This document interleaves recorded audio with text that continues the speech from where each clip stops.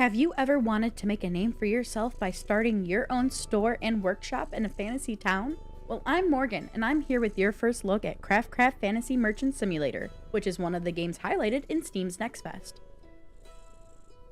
You play as a fantasy being, choosing between human, elf, cat, or insectoid.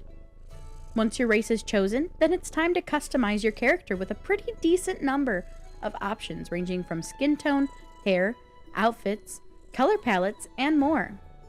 After naming your character and clicking start, you then get an opening dialogue that explains a bit of your character background, the town wind spell that your new shop just opened up in, and then you dive right in. You start at your desk and a bell rings, showing you an arrow flashing on the screen telling you to click it. When you do, you are greeted by a badger-looking being who puts in an order for a dagger. During the dagger creation process, they have a drop-down scroll that tells you the steps you need to complete. They even have an info image explaining how the forge system works. The crafting system is pretty easy to grasp for the most part. However, I did find it hard to figure out when you were actually done sharpening your blade, because there is no cue telling you when it's perfect. Now, that's because everything you make actually gets scored at the end of giving it to your customer. The game itself reminds me a lot of Strange Horticulture with the mechanics of making things and selling them to your clients. Speaking of art design, let's take a closer look. For a simulator game, this has to be one of the cutest games of the genre. The colors are amazing, they're vibrant, mystical, and eye-catching. And look at that detail! I really love the design of our little workbench. And our little friend Owlcat that's napping here too.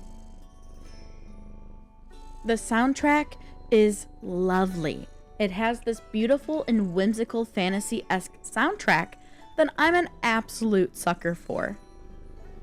Did you hear that? Over all the music, you hear a light purring coming from your napping Owlcat. I love this because purring is naturally a soothing sound, so it just helps add to those cozy, relaxing vibes this game really brings. Plus, if you go up to your companion and click your mouse button and move the cursor like you're petting them, the purring gets louder. Another thing I want to mention is the character dialogue. I'm not one who likes to read out loud for the entirety of the game, but this game actually has dialogue for every character we've met, even the introduction that I mentioned earlier. Look at it!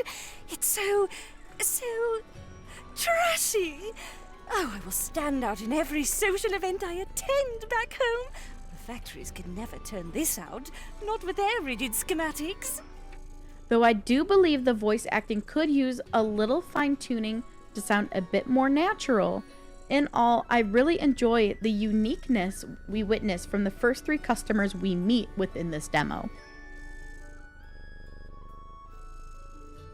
This game is a cute simulator about a crafter trying to make their mark in the Port Town wind spell, but we actually get to do the crafting.